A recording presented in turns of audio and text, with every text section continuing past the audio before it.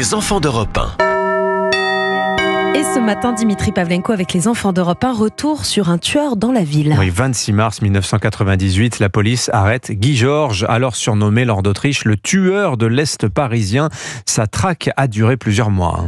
Oui, en cette année 98, la psychose monte à Paris. Depuis des mois, les jeunes femmes n'osent plus sortir ou rentrer seules chez elles. Le journal du dimanche annonce que les ventes de bombes d'autodéfense ont triplé à Paris. Guy Georges est finalement arrêté le 26 mars 98. Cet homme qui était recherché activement a été interpellé peu avant 13h au métro Blanche à Paris dans le 18e arrondissement par des policiers en patrouille qui avaient sa photo. En 6 ans, de 91 à 97, il a tué 7 fois des jeunes femmes dans un parking ou dans leur appartement, toutes choisies au hasard. Le meurtrier est parvenu à chaque fois à entrer chez ses victimes sans effraction, comme si elles le connaissaient. 2 jours avant son arrestation, le 24 mars 98, un médecin affirme avoir identifié Guy Georges grâce à son empreinte génétique. L'homme a déjà été condamné en 95 pour avoir agressé une jeune femme dans un parking avec une arme. C'est un récidiviste.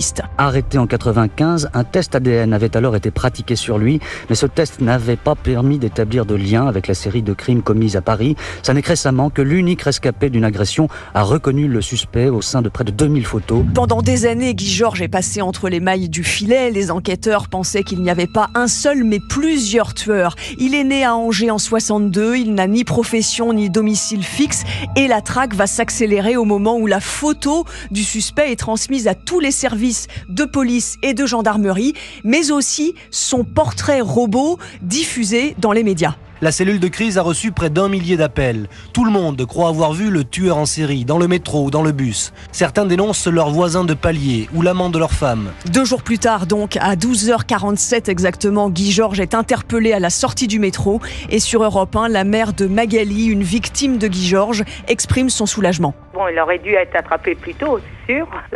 On aurait toujours notre fille.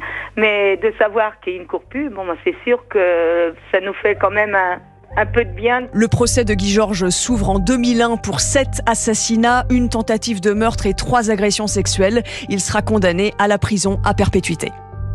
Merci Laure d'Autriche. Alors une rumeur court selon laquelle Guy Georges aurait été libéré. Vous voyez ça sur les réseaux sociaux. C'est une fake news, je vous le précise. Il est l'heure de jouer. Europe 1. Et toute cette semaine, Europe 1 vous offre une parenthèse de